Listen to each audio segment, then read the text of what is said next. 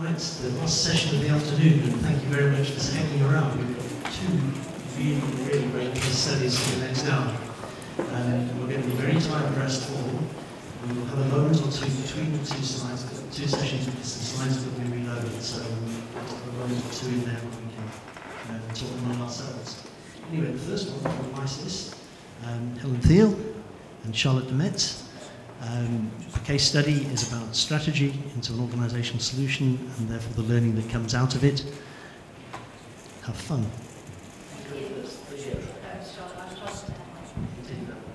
Hi everyone, lovely to see you. We have been warned that some of you have been here 2 days since the last session, so we'll try and keep this quite high energy so that you feel inspired. So Charlotte and I are here today. We're going to be talking to you about the Misys case study. What we hope to get over to you this afternoon is how Misys is taking a talent solution to support the business strategy within Misys. So hopefully by the end of this presentation you'll understand what we did and how we have managed to cascade a business strategy throughout Misys organisation by using a solution, a talent solution.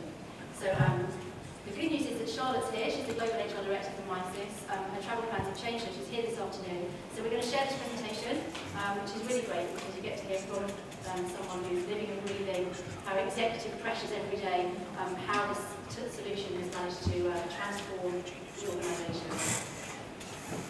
Thank you, Helen. So one of the key indicators for Misys really was some acquisitions that came into play. And we had a number of acquisitions that we had to merge into our business very, very quickly. And really get to grips of what this looked like in the business. Really, two very different businesses, or three really, coming together and getting an idea of what that talent system was going to look like. So we knew what we had within our workforce and the skills we had and how we were going to organise that. And I think the pressure was on. Helen mentioned, you know, our senior leadership team was, you know, on acquisition, let's go, go, go, go, go. The quicker we get this done, the better they're integrated into the business and we can focus on, you know, the activities that we've got coming up. So from a business perspective, we had this criteria. From an HR perspective, we had to reorganise, realign, and redefine the structures within our business. We had to see what people we had, what skills we had, and we had to recruit very quickly as well to deliver the new business needs that we wanted to do. So it was a really, really quick programme, and we needed a system that was going to help us identify really what that looked like. You can see, you know, kind of our revenue numbers. We're, you know, not a huge organisation, but you know, in the grand scheme of things, we've got 4,500 employees across, I think, 52 countries. So this was something from a real global pitch that we needed to get it right first time, and then really be able to focus on the business. And that's really where we started. Yeah, absolutely. To Charlotte's point, what was key was that we had a really significant business issue, which was that two merging organisations potentially going to the same client with similar products, and those two organisations had people with similar skills. So the very pressing issue is that, you know, we had a market, we had to become credible very quickly as one organisation. So the challenge was bringing those two organisations together, but being able to tell one story to the market. And to do that, we had to radically transform what we were internally. So it was about understanding who we had, where, with what skills. So what that led us to believe was that we needed something to support that going forward. And we went to market to look for a talent solution. So our search for a talent solution centred around the fact that we had SAP HR already. And we were driven in our decision by three key drivers. Number one were the timelines. We were, as an organisation, looking to go through a merit review in a certain timeline. So we were very much driven by timelines. We wanted a solution that was different from SAP HR. SAP HR for us is a transactional system. It's our core system of record, but it doesn't create engagement. It doesn't drive productivity. And we wanted to change that with a talent solution. We wanted to select something that would really hit our end users, be they managers trying to manage their teams, or staff on the ground looking at ways of developing their careers and looking for the next step and the next opportunity within Misys. So we went through an evaluation process whereby we looked at three different options, one which was to retain SAP and upgrade it, putting in all the additional talent functionality that we were looking for. The second option, which was to replace SAP altogether with an end-to-end HRMS and talent solution. And the third option, which we eventually selected, which was to bolt a niche talent solution on to SAP and to have the two working together. And as you can see, when we did our evaluation, and especially when we looked at the cost and the timelines to deliver, it was that option that we decided to go for. So what we ended up with was a project which lasted 5 months, during which time we implemented 5 modules of a talent solution, a cloud-based talent solution, the sum total system, to our 4,500 staff. So it was a very, very quick project, and you can see there just a very quick picture of what that looked like. So essentially what we bought from Sum Total were 5 modules: the talent system, the learning system, the performance management system, the compensation system, and then the analytics, which was there to bring all of that data together to be able to show the business key indicators around people performance. So that was the vision. We did manage to implement all of those modules with 0 customization. I think every time the CEO walked past my desk, he just kind of gave me the 0 sign to remind me that, you know, we were not customizing this in any way, shape or form. And we did it in 5 months with a core team from within Misys and from Sum Total. And we did it in a way that made sense to the business, which was, first of all, to go for to train people in the system. So we put the learning system in first. So we said, here's the new system, and what better way of introducing you to that than through the learning system. So they learned how to use the new system through the new learning tool, and then we opened up more and more of that system over those over the months that succeeded the original implementation. So Charlotte's going to talk now a little bit about what did that all mean in terms of the business. So I think when we look at our employees, it was really clear to us from a Misys perspective that everybody had clarity around what the vision and what the goals of Misys were. And the system allowed us to do that. And I think we really worked around, we call it the Misys story. We really worked around a story that would enable our receptionists that pick up the telephones, to our developers, to our sales guys that are, on the client side, really understand what they do from a day-to-day impact that really overall achieves the results in Misys. And I can honestly say, standing here now, and we've implemented it and we're out the other end, we have 100% alignment in Misys right now. I can say every single one of my employees have alignment from their individual objectives right the way up to the top, to the Misys vision. And that is immensely proud of us, from an HR perspective, but from an organisational perspective as well. So we had the Misys story. You can see, kind of quick snapshot of what that looks like. We had the strategy behind that, so the corporate strategy that underpins that and the goals around that. And then basically we went out to, to the functions and to the managers within the business and eventually to the employees, and told them the story around that and asked them to use the system in order to align and understand their goals, look at their performance, look at their career development, their skills gaps, all of these elements that will really give them a clear picture of where they are now, what roles they're doing, where they want to be in the future, what the gap is to that, and really, how they can go around and close that. And I think, that really it gave us 2 things. It gave us what we've got in our business right now, and what we need to do in order to close that gap. So from a succession plan and from a forward load plan, from recruitment activities, it drove all of that performance. But it also made every single one of those 4,500 employees be very, very clear of what they were getting up for every day and what that ended up with the results in Misys. And I can say, right now that we had an amazing half-year performance-wise, and also we've done, a number of interim surveys that have also given us some hugely positive results around the story and the cascade to our employees. And it really was, wasn't it, Charlotte, a sort of top-down, bottom-up exercise. So top-down, you had the executive team going out, road showing this story, road showing the fact that our strategy hinges off 3 strategic pillars: the customer, our financials, and being a great place to work. And then asking all employees and obviously managers to start thinking about, well, how do you play a part in this? And enter that into the system and then measure yourself against that. So, you know, it was a really, really powerful story, and I think both things came together really, really successfully. And actually you can see that, because what we've got here is the way in which the different modules of the talent solution support that one central strategy. So the central strategy sits in the middle, and from that, we know what it is we need to achieve. So for our 3 strategic pillars to be delivered, we know that these are the corporate objectives that align to those 3 strategic pillars. And those corporate objectives break down into functional objectives. And those functional objectives break down into team objectives, and so on, until you could be 7 levels down the organisation. When you enter your goal in the system, you see this really nice flow of every objective that's building up to one of those 3 in support of the strategy. So sorry, Helen, I was just going to say the feedback from the employees around that point was hugely positive. It was the first time in a very long time that they had the clarity and they could see, you know, where and what they were doing and what it was ending with the end results. And it was something that they'd never had before. And it gave us the insight from an HR perspective that we could deliver to the senior team to give them clarity around that. And again, something that we'd never had previously. And it's a really good point, because I think in the engagement surveys for the last 2 years, there were 2 key messages that were coming out. Number 1 was, we want to know the strategy, and we want strategy as part of performance management. And the other key feedback was, we want to know how to develop our careers within Misys.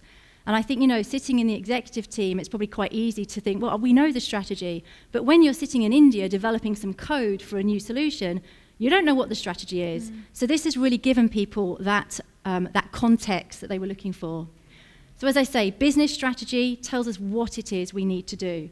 It also tells us the skills that we need in order for those activities to be achieved. So we now have a much clearer view of what are the key skills required across Misys that will enable us to deliver these activities in support of the business strategy. And in turn, what does that allow people to do? So we've loaded these key skills into the talent solution. So we know that by function and by role, these are the key skills that we want that role to have.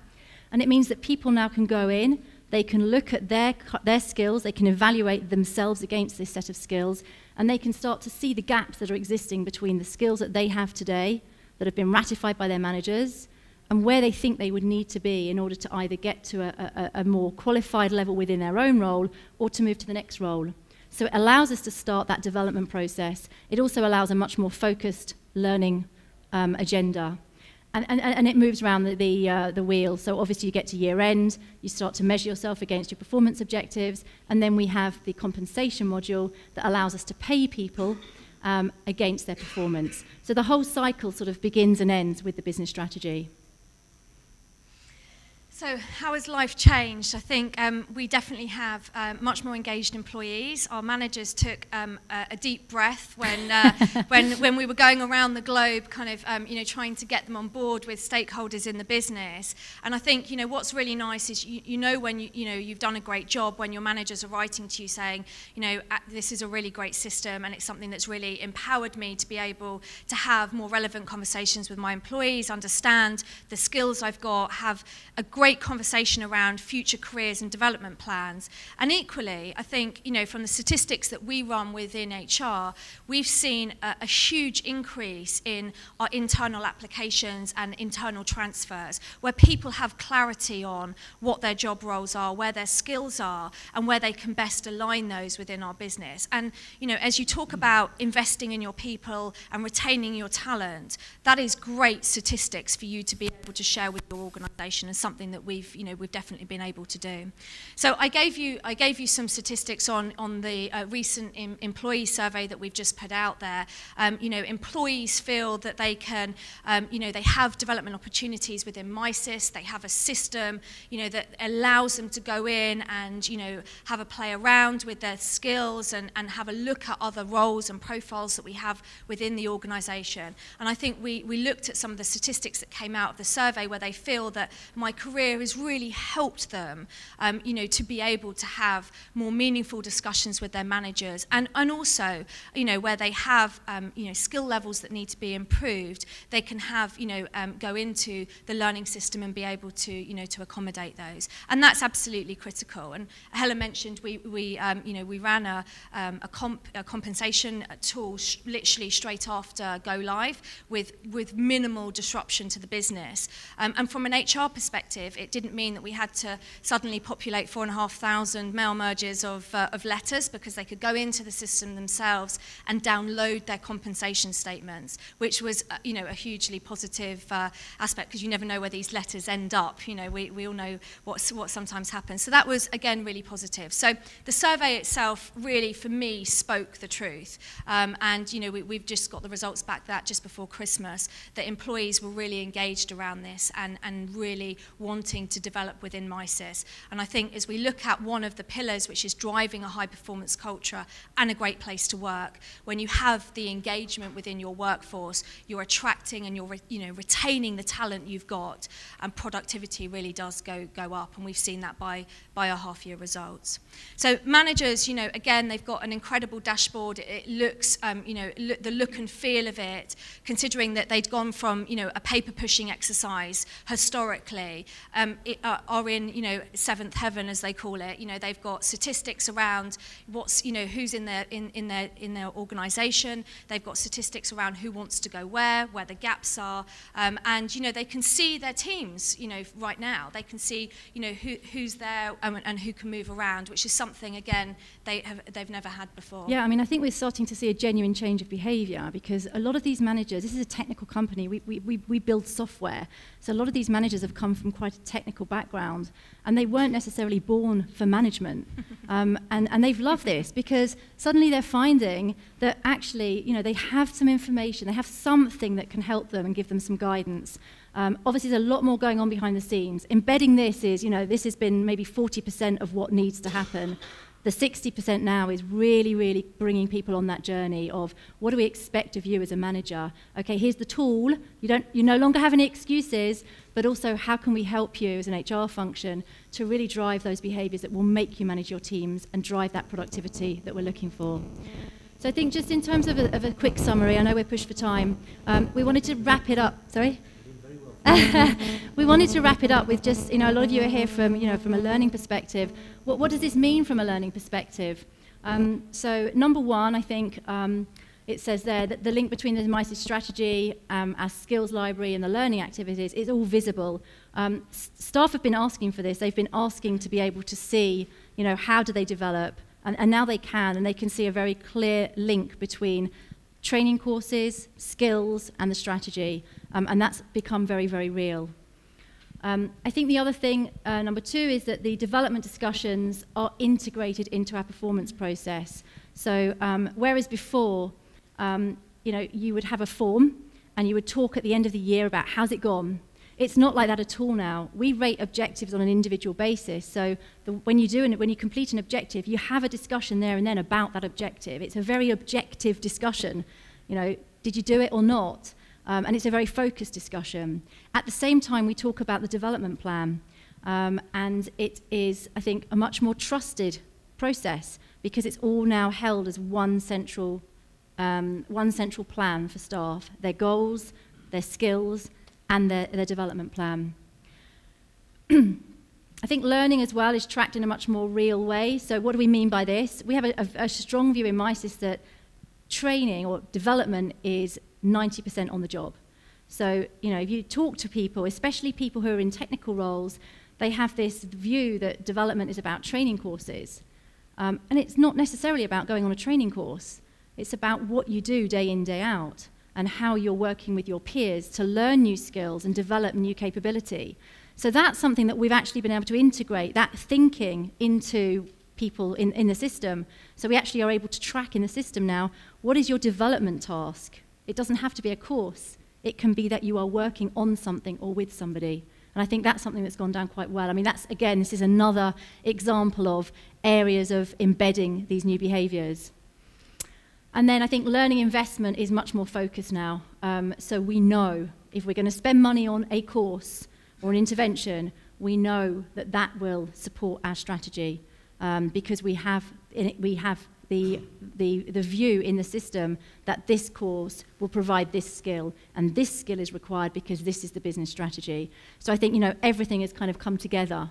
The whole talent piece, the development, the skills, performance, and training, all within one place. And I think from a learning investment perspective, we literally, it was like fishing in the ocean. We had no idea what was going on. And, as we tried to move to a learning organisation, we just didn't know. And, I remember sitting around the table with the senior executive team and them asking me for statistics, and I had none other than a few sheets of paper that somebody happened to return about a development plan. And this really gives us the ability, like Helen said, to look at courses that are really relevant. So when we're going to spend money and we talk about investing in our people, we can really see where that investment's being made, not just, ad hocly because somebody decided it was the right thing to do, but also look at other people with similar skills that could go into a similar program or a similar learning course. And it really has given us an insight that we just didn't have before. And I think that's, that's hugely beneficial to us as an organisation. Yep, that's it. Thank you.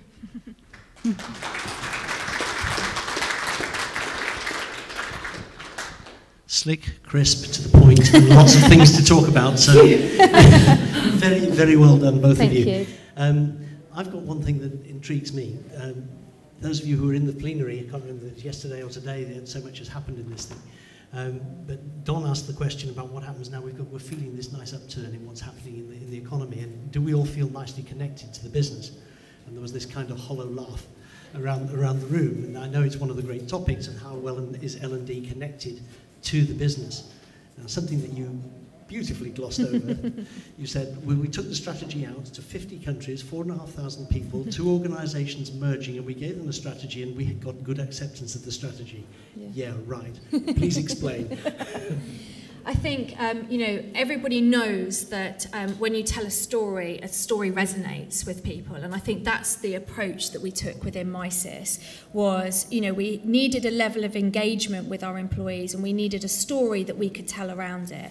And, when we went out to the business to tell this story, we kept it simple. We kept it really real and relevant to Misys. And I think that was where our engagement came in, because employees, it wasn't a big corporate strategy that a consultancy wrote for us. This was from Misys itself, our senior leadership team. I think employees could really get on the bandwagon with that, and they felt part of that, and they could see how that had an impact to their day-to-day activities as well. And Charlotte, those roadshows weren't it wasn't a 2-hour here's the strategy. It was very much an interactive.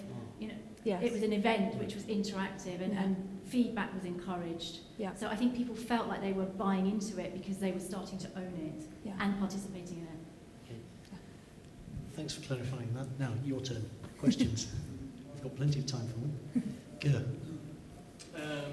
Thank you for the story. It's a nice success story.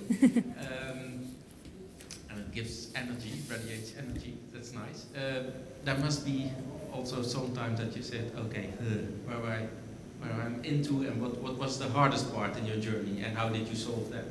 Can you also... 5.5 months? I think, from a project perspective, the technology was relatively easy. It's a cloud-based solution. We didn't need to configure it. It did what it said on the tin, and it works. From a business perspective, we introduced a lot of new concepts. So skills, we introduced a skills framework, performance management, aligning to goals, cascading, aligning. There were lots and lots of new concepts, and I think our challenge throughout, when we went live, and our challenge today, is still bringing everyone up to speed with those concepts. We introduced value-based goals as well as performance goals, so not just what you do, but how do you demonstrate that you are working in support of our core values. And people still say, but what's a value-based goal? So I think our challenge is the concepts that sit within the talent system. And part of what we're going through now is day in and day out, embedding those concepts, making sure people understand them, giving examples and living living what we've done. And I think from a system perspective, we had a lot of discussions internally around, do we bolt onto an SAP system? Like Helen said at the beginning, do we go with something, completely separate? What do we do? And we were really worried from our manager perspective, given, the type of managers we have in our business, that if we went in too complex, that it wasn't going to work. So I think Helen, like Helen said, the road shows really helped. We picked probably about 55 stakeholders in the business, that I personally, on a weekly basis, did an hour download to them each week and asked them to cascade, to other managers and their teams. So this wasn't something we shoved down the throats of our managers and our employees. It's just a journey that we took them on. And there were some highs and lows of that journey as well. But absolutely, they came on that journey with us. And I think that's why it's been so successful. And in the employee engagement results, they think the system rocks. I mean, they love it. They absolutely love it. I think where, like Helen said, we've got to do a better job of is just bringing them on that journey with the complexities around that. We've gone from a basic, exercise and pretty much no learning there to something that is a little bit more complex. And it's just hand-holding them through that journey. But the good news is that they're willing to be hand-held. So that's, a positive response for us, definitely. Questions? Yes. Probably just got time for this one, I think. Let's see how we go. Yeah, I'm just interested where you see your next steps, because I wonder whether what you will start to look at now is whether you will start to put plans together with your board and with your senior leadership teams around what learning will actually directly affect, whether it be margin, market share, or whatever. That's a good question, isn't it? Great question, thank you. Who's going? Go. Looks like it's you, Helen. I can go. I agree. I think you're absolutely right. I think we are going on a journey of that learning, and we're not there yet. We have a great system, and we have the courses in the system, and we have development plans, and we have employees engaged around that. But absolutely, what are the next steps? And we've had a number of discussions with our senior leadership team and our board around how are we going to invest, where are we going to invest, and how are we going to make sure that we have a platform that takes us to that strategic vision we want to get to. And I think it's evolving as we speak. Definitely early days. I mean, the learning system is huge, and if you think, we've loaded 2,500 courses are now available on the learning system, but most of those are technical courses that people need to go on, and so I think there's still quite a lot of getting the softer skills, bringing that dimension of learning, into the system. Yeah. There's still quite a lot of analysis of how people are using the system and using training. So I think we really are at the very beginning of the learning journey. I think the overall, the sort of overall picture of learning with skills and strategy has really developed nicely. But actually, learning is probably where we are at the moment, earliest in our journey, because we came from absolutely nowhere. Wow, we are running short on time. Helen and Charlotte, fantastic start to the journey. It's a journey that I would like to relate to again in 12 months' time, find out the answers to some of the questions that you're asking and I'm asking as well, particularly from an international, global perspective. Thank you very, very much indeed. Very well done. Thank you. Thank you very much. Thank you.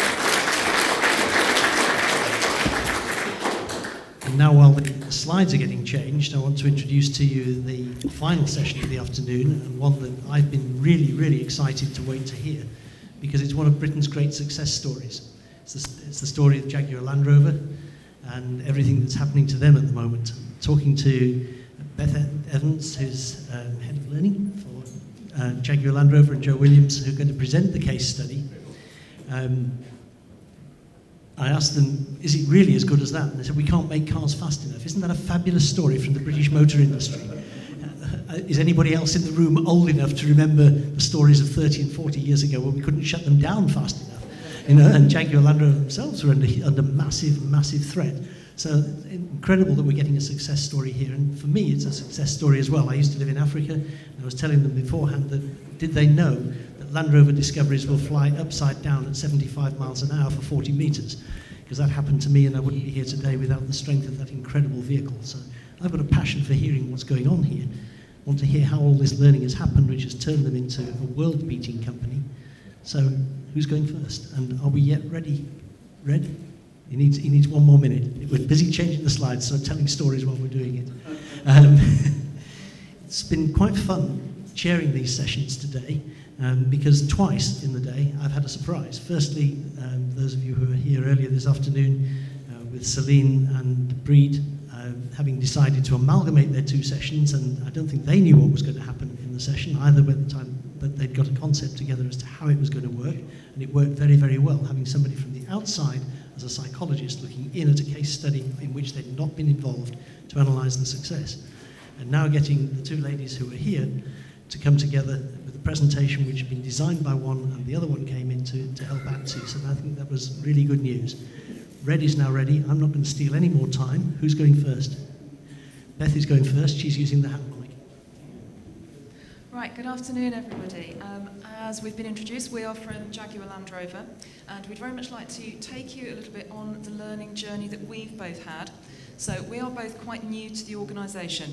I'm coming up on my 1st year anniversary, and I think Joe's got a little bit of time on me, so about 18 months or so. And we're going to be talking to you about the implementation of our new learning academy. So, what were our key challenges? And I'm going to try and relate this into some bits of your industries, so you'll be able to think of maybe some similar experiences that you've had, and maybe look for some of the examples that we've taken, things you might want to implement yourselves. So, as we've already said, we can't actually make cars fast enough based on the sales lists at the moment. We also have a very, very ambitious set of new vehicles that we're trying to bring online. So our product development and design guys are working tirelessly in order to bring different things onto the market on a global level. Now, the challenge that gives us is that we have a number of functional and technical skills, and I'm not going to try and take you into how we do aluminium bodywork or what a clamshell bonnet is, and that's about the extent of my car knowledge, so I'm not going to go any further. But it means that we have quite a pacey environment in order to try and make sure that our people are constantly upskilling in cutting-edge technology.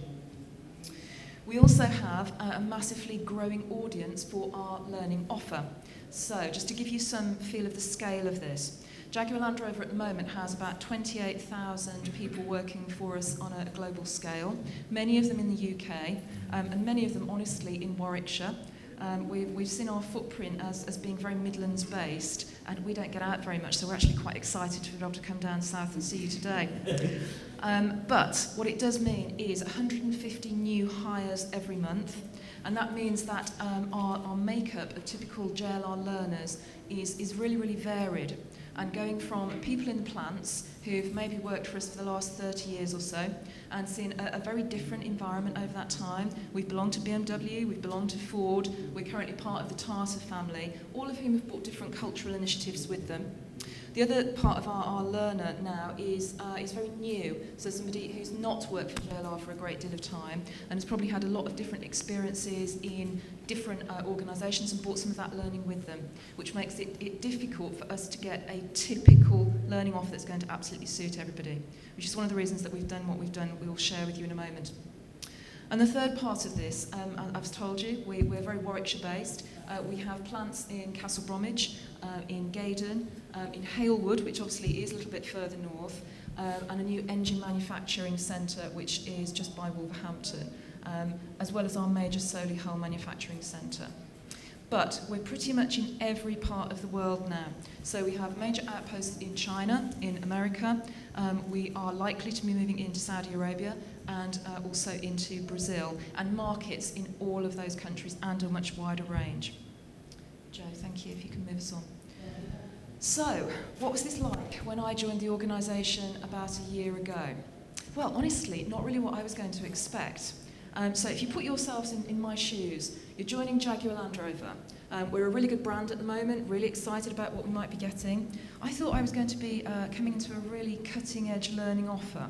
So huge anticipation about what that was going to be like. I'm going to be the head of L&D. This is going to be an amazing thing. And it didn't quite work out like that. So what did it look like? We had an awful lot of classroom training. Now, our guys like that. They're used to that. It's very chalk and talk. It's very much like we're doing to you now. So we have somebody at the front. We're going to teach you something. But all of these classroom courses are pretty much off the shelf. And again, as you might do if you're moving into a learning function, I went into some of our own courses and had a look. What does that feel like? And it was very vanilla, if I'm honest. Couldn't really have told that you were in a manufacturing company, didn't really know that we made cars, and there's nothing wrong with it, but it was pretty standard. So there wasn't anything that felt very bespoke or very cutting edge or particularly exciting, and that's what we wanted to be about. We wanted a learning offer that was going to be as good as our brand. We'd got some e-learning that supported this, so you couldn't say that we were completely behind the times. But again, it was the sort of e-learning that you might have seen in maybe not cutting-edge organisations. So you know the sort of thing when you've logged on and we've told you that you've got to do a health and safety course, and you need to click through the different bits of this, and you've got to read it, and there might even be a little bit of a test at the end. But don't worry too much, because if you fail the bits on the test, you can go and have another go. But from a compliance level, we need you to do it. So that's very much what that looked like, what that felt like.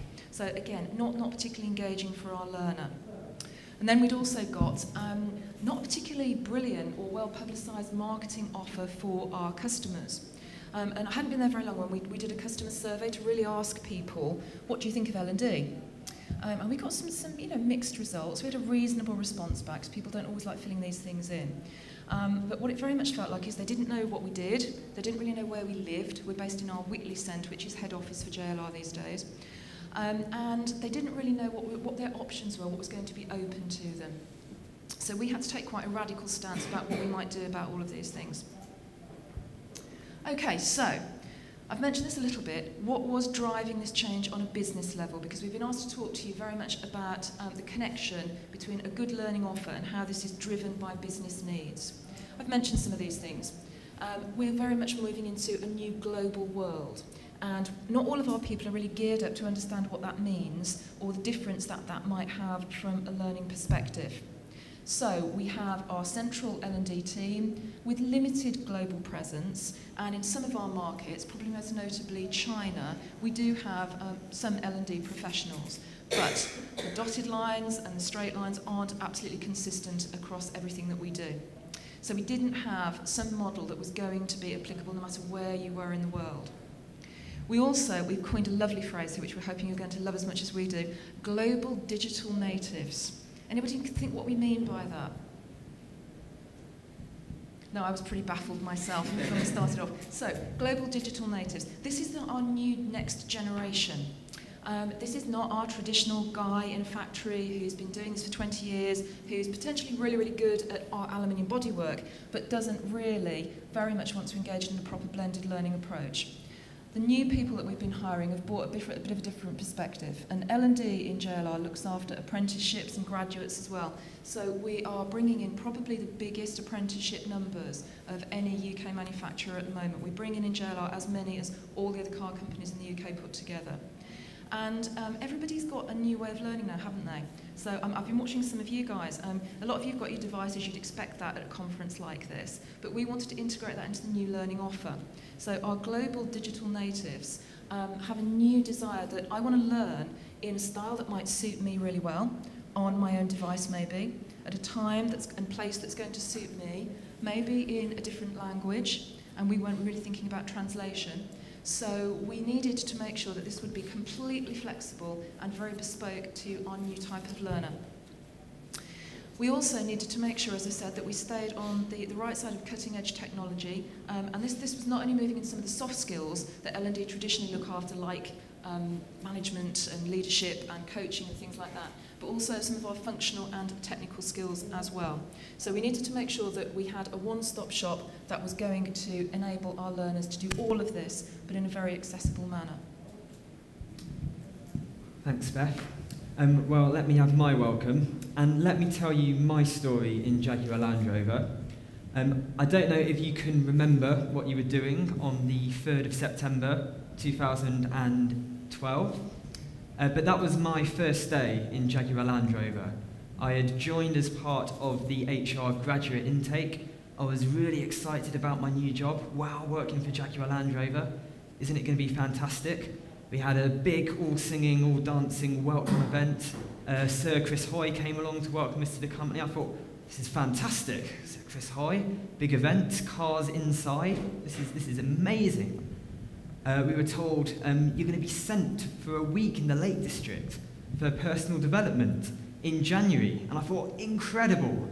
Whether you think a week in the Lake District in January is incredible or not, I'll leave that to your judgment. But I was pretty excited about it. So I got into the office, got settled in my desk, and then I discovered the company intranet page. And that was a massive crash of expectations from this huge buzz that I had been experiencing. And why was that? Well, there was lots of isolated bits of information.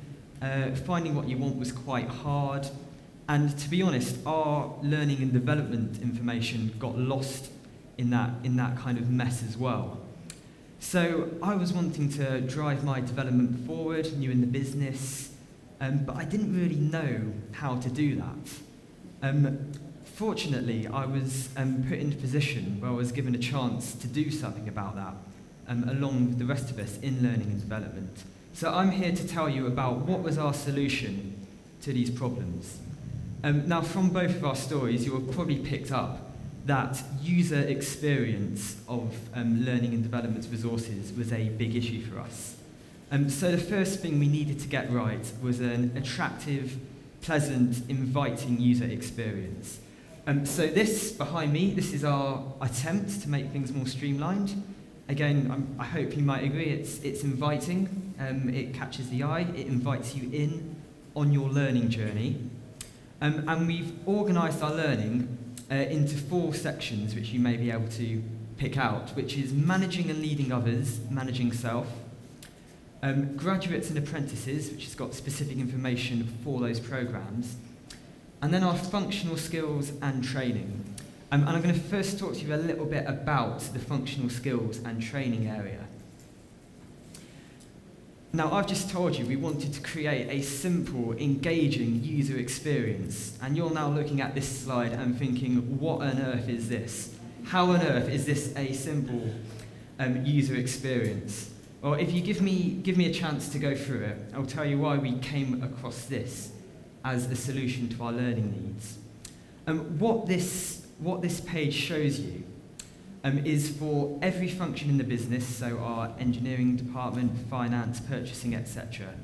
Each one of the functions has got one of these pages. And along the top in grey, there are job families. And what these are, our business partners worked with people in those functions to agree some key job families which most of the department's work revolved around. They then agreed some key skills down the left-hand side that needed to be present in those job families for those people to be performing in the roles that they were in. And so we thought, okay, if we put those 2 things together, we'll then be able to guide people in terms of, well, actually, what development do I need for my level? What development do I need to go to the next level? And so that was the final bit of the jigsaw. The different shades of each colour are the different levels of responsibility within the organisation through to middle management. So if you then click on any one of these graphs, what will come up is the whole suite of training that is available to help you meet that skill in that role. And now you might be reasonably thinking, well, we've been hearing a lot at this conference about self-driven learning, about collaborative learning. This seems all quite top-down and dictatorial. How does that fit in? Well, we'd see this as a structure to guide people in their own self-development. So we're not asking managers to say, make sure all of your manufacturing delivery guys are at level 3 in technical excellence and chase them until they are. We've not got that approach of people chasing other people to fit in with this graph. But what it does do is it gives people the framework for themselves to take on that responsibility of ensuring they are equipped in their role. And what it also does is it gives the leaders of each of the functions confidence that the skills requirements that they have for their people are being met, and that's been done in agreement with our business partners. So that is meeting the business needs side of it. If we move on into the managing self section, this is all about business skills, personal skills, and in managing and leading others onto leadership skills. And the real key here is a coherent organisation of our resources. So we've organised them into topic areas and then into resource types within those topic areas. So our classroom offering that Beth was describing earlier, that's very much present in there, and that's also being transformed as part of this process, which Beth will say a little bit more about later. Our online resources, our e-learning, again, trying to put it through that transformation process, becoming more engaging, more business relevant. And then third on the list, the toolkit resources, which I will tell you a little bit about now. So having made an attractive entry point to the learning world, having organised resources coherently, we actually needed some things for people to go and explore. We needed some landscape that people could take forward their own development in. And this is the philosophy behind the toolkit resources. What the toolkit resources are a whole series of different formats of resources, so audio, visual, job aids, how-to guides, etc., organised by the same topic in our academy, but they are provided by a third party, provided by the Corporate e-learning consortium. If you want to know more about the specific solution, feel free to come and talk to me afterwards. But the reason we wanted a product like this is to give some depth, to give some substance to our academy, so that if you're in a situation like me, wanting to drive forward but not knowing quite where to go, there was actually something to take in, something to go forward with. Now let me ask you a question. Why would we go to the expense of acquiring such a resource when we could just tell our employees, if you want to develop, just hit something in Google, go and find it out. So let me put that question to you. Why might it not be the best idea just to send people off to Google? No guarantee of quality in terms of what you're going to get. Yep, no guarantee of quality. It's a good point. No consistency in the message. Okay, so no consistency across the company of what's being said. Very good. Yeah. Yeah, I agree with both of those points. It's all about, if you like, editorial policy. So it's got the stamp of authority of, if you like, a Jaguar, you know, pre-selected. It's a time saver. Google's a time waster in most cases. Yep, fantastic. Thank you. Yeah. Training may not actually meet or comply with your standards. Yeah, so you just don't know what you're getting, do you?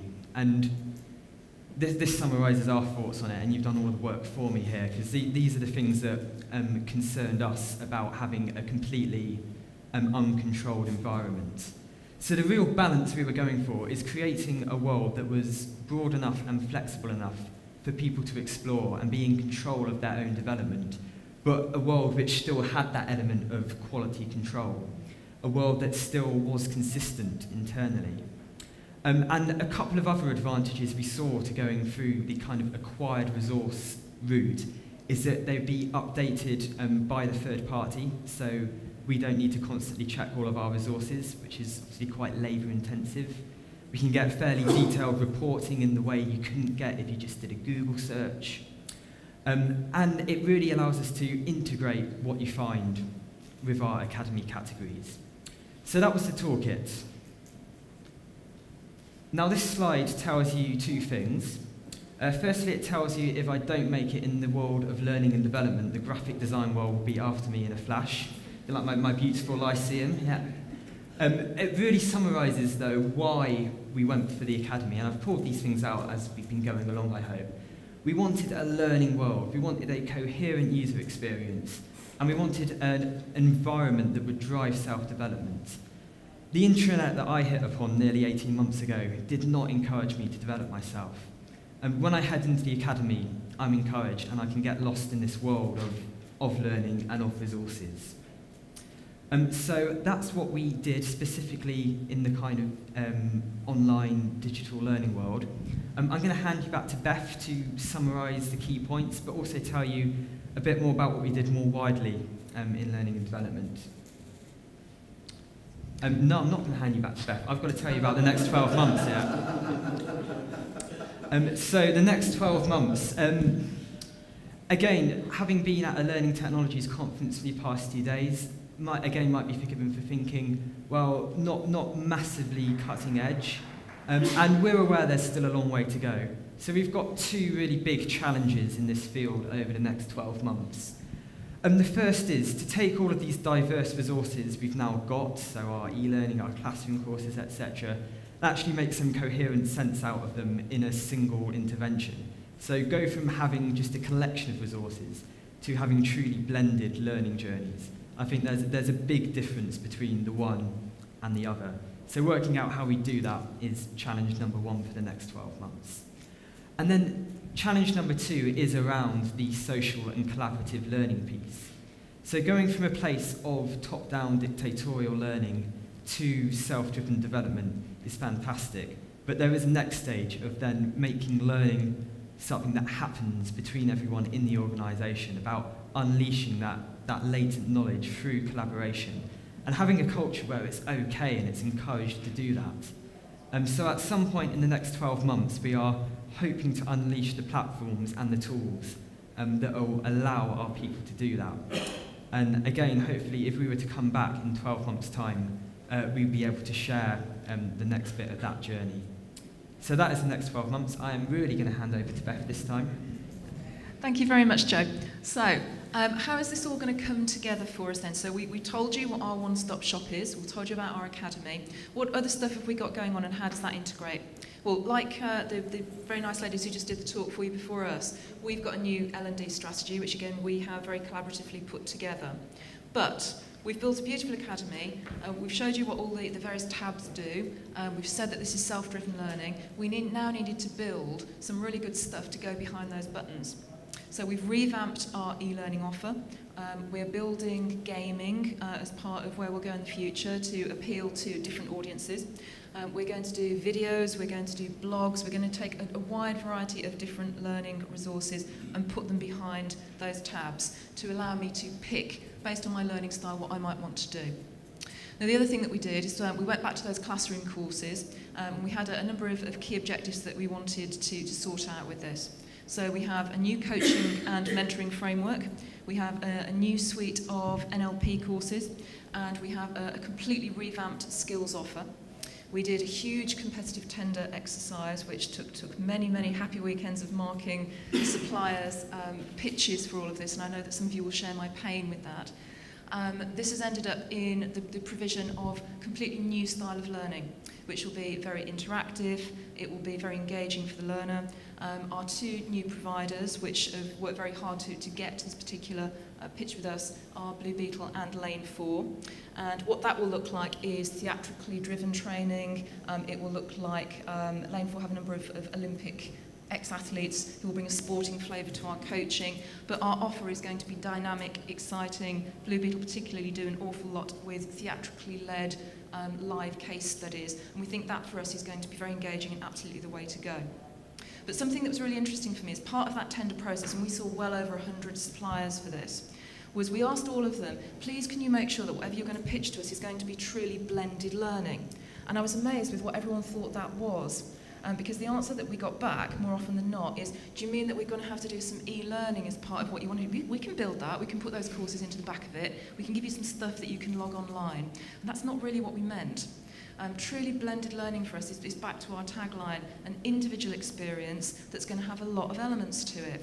So it might be face-to-face delivery, it might be on courses, it might be some e-learning packages, but equally it's what I said. So it's going to be blogs, it's going to be games, it's going to be a truly interactive approach, and we've bought quite a lot of resource that we're stacking behind this. So I can pick my learning and I can drive that myself. And I think that pretty much brings us to the end. So thank you very much indeed for your attention.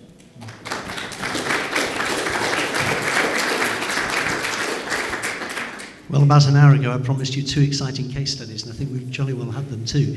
2 excellent, well done, very crisp case studies. We've got time for a few questions just before we finish, so let's get on with those quickly. Thanks very much. I suppose my question is in 2 parts. First of all, did you achieve this within a year? that's very impressive to kind of see where you started your journey, where you are now within a year. I think should be lauded. We've done a lot of it within a year. So by no means absolutely all of this. You okay with it? By no means all of it. Some of the thought process behind setting up an academy had already happened. But honestly, yes, we were ambitious about our vision. And as I said at the beginning, we wanted our learning offer to be as good as our brand. And I was certainly very concerned that I didn't think it was when I got here. And I know that Joe, from what his story, very much felt the same. So we've really pushed forward with this. Our whole new offer goes live on April the 1st, which I'm probably going to regret that in terms of date, aren't I? But all of this is up and in pilot phase and good to go. So yes, a lot of it has been done from a reasonably shaky start. Great, thank you. And then just very briefly, my second question is, in terms of the competencies that inform the academy, can you describe the process of kind of doing the research behind that in terms of talking to the business and detailing those? Yeah, very complicated. So using job families is a little bit like the way that you do this when you're grading, pay and grading sort of profiles for pay scales. We spent a lot of time with our training business partners with different areas of the company. As Joe said, each area in JLR has got its own academy, so there's a finance one, there's a purchasing one, there's an HR one, there's a manufacturing one that we were showing you. But we spent many hours in consultation with key research groups saying, okay, describe your jobs to us, and we need to get them into a reasonable number of categories. Otherwise, you'd have had a drop-down list with like 40, 50, 60 different job titles, and that clearly wasn't going to work. So it's not a one-size-fits-all approach. We have got certain academies that have got the odd extra category or a little bit of nuance in how we're doing it, but it took a long time with our key customer groups to make sure that we got this right. So we needed the job families sorted out, and we also needed the competencies of what they thought key skills were. So it seems reasonably obvious to say in a financial services department that financial acumen is going to be very key. But we said, we need you to pick several things, and then we will judge, based on your grade and what job family you fall into, what you need to do that job. And to be clear, not what you might have done somewhere else before we recruited you, or how amazing you might be at something else, but what you need at JLR in this job at this point. So it was a very collaborative process. And if I can just add to that, a key part of it was getting senior buy-in early on from each of the functions. So we identified a couple of early champions fairly high up in each of those functions, and they were then able to take it to the board level, to their board member, to get the buy-in, to get the sign-off. So ultimately, every functions academy has gone all the way to the top. Time for one more. Yeah, go on. Quick one, I'm just wondering how your senior leadership actually interact with this. And I'm guessing they're distributors as well, so you've got, countries from UK, India, and so on and so forth. And I'm just wondering how they actually interact with and use and appreciate the system now. As in our senior leadership group. That's actually probably a little bit of a work in progress. So this cuts off, the academy cuts off at sort of a senior management level before the board at the moment. We've had various strategic interventions that we've done with our board, and honestly, we're going to open up the academy because we, as I said, we're about to nest a load of online management resource that we've bought from a different company behind that, including some of the Harvard Business Reviews. So it's very much aimed at leadership levels. But every ECM member, which is executive committee member, so this is our board, everybody launched their own academy. So we have in JLR what we call town halls, which is very much a setup like this, where everybody in a department gets together on a quarterly basis, and we use those as a mechanism for engagement with our key stakeholder groups, ask their board member to come and really just put some senior support behind this, because if they're not bought into it, we weren't going to have any credibility any further down. We've got to draw it to a close. I hope you two are going to be around for the drinks afterwards. I'm sure there are lots more questions. I wish we'd got another hour to go on through this. So I want to say thank you again for a very, very crisp presentation. And can we put our hands together for these two lovely people? Thank you.